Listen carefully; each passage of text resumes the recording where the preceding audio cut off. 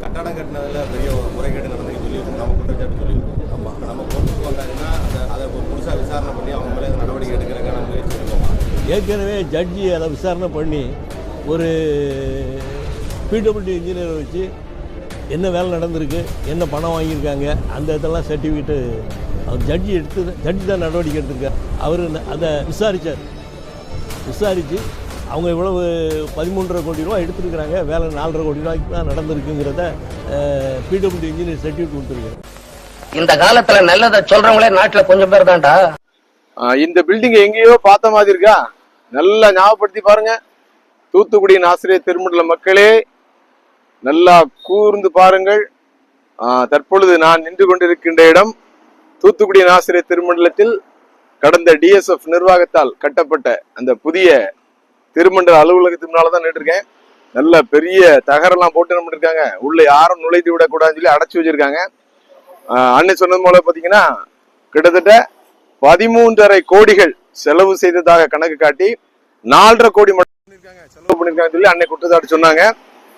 உங்களுடைய கண்ணுக்கு நீங்கள் பார்ப்பது வந்து பாத்தீங்கன்னா ஒரு காங்கிரீட் கட்டடமாக தெரியலாம். ஆனால் என்னை பொறுத்தவரை அது கட்டடம் அல்ல, நீங்கள் கொடுத்த காணிக்கை.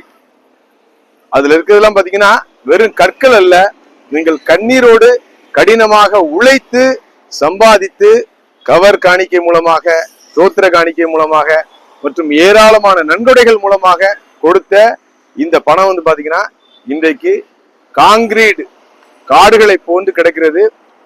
உள்ள போக முடியாத அளவுக்கு நம்பிருக்காங்க, அடைச்சு வச்சிருக்காங்க. அங்க பாக்குறீங்க இல்லையா, நல்லா பாருங்க. இதுதான் அந்த கட்டடம்.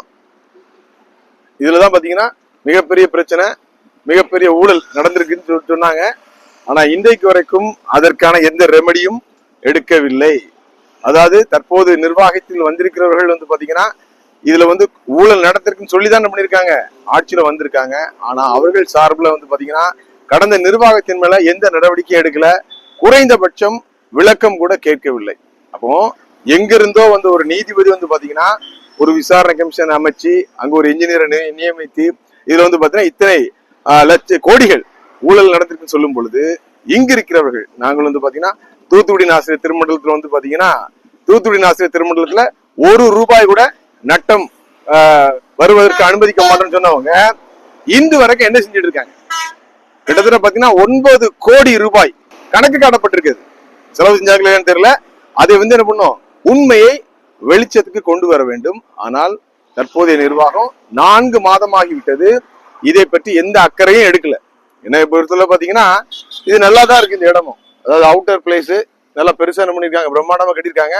அதுல வந்து உண்மையிலே ஊழல் நடந்திருந்தா என்ன பண்ணும், அதை விசாரித்து அந்த பணத்தை மீண்டும் என்ன பண்ணும், திருமண்டலத்துக்கு மீட்டெடுக்க வேண்டும்.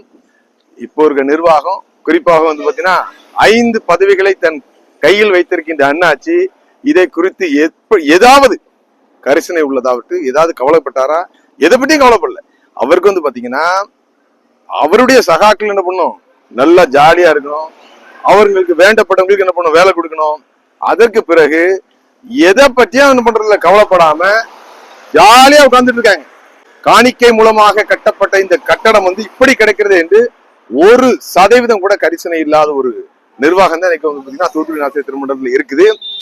இதை வந்து யார் கேட்பான்னு தெரியல.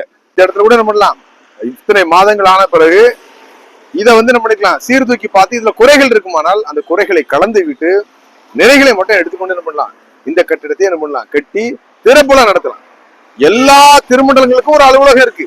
ஆனா தூத்துக்குடி ஆசிரியர் திருமண்டலம் அங்கிருந்து பிரிந்து வந்து கிட்டத்தட்ட 25 ஆண்டுகளுக்கு மேலாகிறது.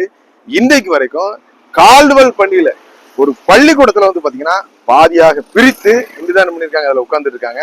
தொடர்ந்து என்ன பண்ணிருக்காங்க, அந்த பள்ளிக்கூடத்தை பால்படுத்திக் கொண்டிருக்கார்கள் தான் சொல்ல வேண்டும். இந்த பில்டிங்க வந்து பாத்தீங்கன்னா என்ன செய்ய போறாங்கன்னு தெரியவில்லை. என்ன பொறுத்தவரை பாத்தீங்கன்னா எதிரியாக இருந்தாலும் சரி, ஒருவேளை அவர்கள் நன்மை செய்திருந்தால் அதை ஏற்றுக்கொள்ள வேண்டும். என்னை பொறுத்தவரை அப்படிதான். அதாவது வந்து இவர்கள் இந்த பில்டிங்கை கட்டது வந்து பாத்தீங்கன்னா அவர்கள் வந்து தங்களுடைய கை காசை போட்டு கேட்கல, அவர்களுடைய வீட்டில் உள்ள காசை கொண்டு வந்து கேட்கல. இது காணிக்கை பணம். இது வந்து தூத்துக்குடி ஆசிரியர் திருமண்டல மக்களின் நன்கொடை பணம். இதன் மேல் கரிசனை இல்லாமல் இருப்பது வந்து பாத்தீங்கன்னா எந்த வகையிலும் ஏற்றுக் கொள்ளத்தக்கது அல்ல. எனவே இந்த இடத்த அப்படி கிராஸ் பண்ணும்போது பார்த்தேன், நம்ம கொடுத்த காணிக்கை இதுல இருக்கு, நம்ம கொடுத்த எல்லா கான்ட்ரிபியூஷனும் இருக்குது, சங்க பணம் இதுல இருக்குது. ஆனால் இங்கு இருக்கிறவர்கள் அதை பற்றி சற்றும் சலனப்படுவதாக இல்லை. என்ன பொறுத்தவரை பாத்தீங்கன்னா எவ்வளவோ அதிகாரம், குறிப்பாக இந்த முறைதான் வந்து பாத்தீங்கன்னா எந்த திருமண்டலத்திலும் இல்லாத அளவுக்கு பாத்தீங்கன்னா ஒன் சைடா ஜெயித்திருக்காங்க. 6 கவுன்சிலும் பாத்தீங்கன்னா 24 எக்ஸிகியூட்டிவ். ஒரு நாளும் ஒரு சரித்திரத்திலும் நடந்ததே கிடையாது. காரணம் வந்து பாத்தீங்கன்னா முன்னாள் நிர்வாகத்தினர் இவ்வளவு அநியாயம் செய்திருக்காங்க, இவ்வளவு ஊழல் செய்திருக்காங்க என்றெல்லாம் வலைதளம் மூலமாக பேசணும். அதே வந்து தற்போது ஆட்சியில் இருக்கிறவர்கள் என்ன பண்றாங்க, அறுவடை செய்து அனுபவித்துக் கொண்டிருக்கார்கள். ஆனால் அதை பற்றி எந்த கரிசனையும் இல்லாம ஏற்கனவே சொன்னதுக்குள்ள பாத்தீங்கன்னா வெளியில என்ன பண்றாங்க, ஏடிஎம்கே டிஎம்கே மாதிரி அடிச்சுக்கிறாங்க. ஆனா உள்ளுக்குள்ள வந்து பாத்தீங்கன்னா கள்ள கூட்டணி தொடர்கிறது. குறிப்பாக பாத்தீங்கன்னா 2 குடும்பத்தை சேர்ந்தவர்கள் என்ன பண்றாங்க, மாறி மாறி இந்த திருமண்டல மக்களை ஏமாற்றி கொண்டிருக்கிறார்கள். அதனாலதான் பாத்தீங்கன்னா என்ன பண்ணுவாங்க, பல கோடி கணக்கில் என்ன பண்ணுவாங்க, ஊழல் பண்ணுவாங்க. ஆனா இத்தனை கோடிகள் ஊழல் செய்தாலும் இவங்க ஒரு தண்டனை கொடுப்பாங்க பாருங்க, அதான் செம காமெடியா இருக்கும். நீ நோட்டை எடுத்துட்டு போயிட்ட, நான் ஓட்ட வெட்டிட்டேன்லாம். எப்படி 9 கோடி ஊழல் நடந்ததாக நீங்க சொல்றதுக்கு இவர்கள் கொடுக்க போகிற அதிகபட்ச உச்சபட்ச தண்டனை என்னன்னா ஓட்டை எடுத்துருவாங்களாம். அவங்க என்ன பண்ணுவாங்க, கோர்ட்ல போய் நம்ம வாங்கிட்டு வந்துருவாங்க. அப்போ இந்த 9 கோடி என்ன ஆகும் சொல்லுவாங்களா, ஊரா விட்டு நெய்யா. ஆமா, அந்த மாதிரி யாரோ காணிக்க கொடுக்காங்க, யாரோ என்ன பண்றாங்க, கஷ்டப்பட்டு உழைச்சி என்ன பண்றாங்க, நமக்கு காசு கொடுக்குறாங்க, நம்ம இஷ்டத்துக்கு இருக்காங்க. ஆனால் இதை வந்து மீண்டும் என்ன பண்றோம், வலைதளத்தின் மூலமாக தூத்துக்குடி நாசிரிய திருமண்டல மக்கள் கொண்டு வரோம் பாருங்க.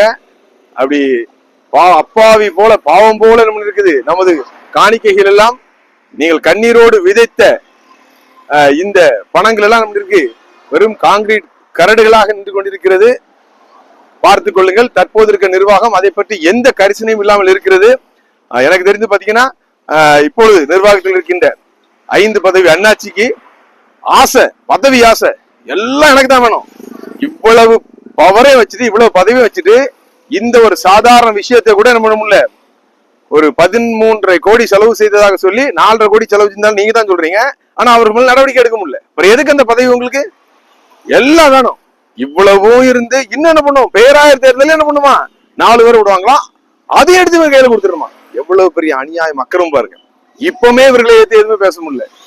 எப்படியாவது என்ன பண்ணும், மீடியாவை என்ன பண்ணும், முடக்க வேண்டும். இவர்களுக்கு ஏத்து பேசுறவங்களும் என்ன பண்ணும், பழி வாங்க முடியும் நினைக்கிறவர்கள் பேராயர் தேர்தலிலும் வெற்றி பெற்று ஒரு அடிமையை இவர்கள் வந்து பாத்தீங்கன்னா தங்களுடைய அலுவலகத்தில் கொண்டு வைத்து விட்டால் என்ன செய்ய முடியும் என்பதை நீங்கள் யோசித்துக் கொள்ளுங்க. இது நான் வந்து எனக்காக பேசல, இது நம்முடைய அனைவருடைய பணமும் அவருடைய காணிக்கைகள் இருக்குது.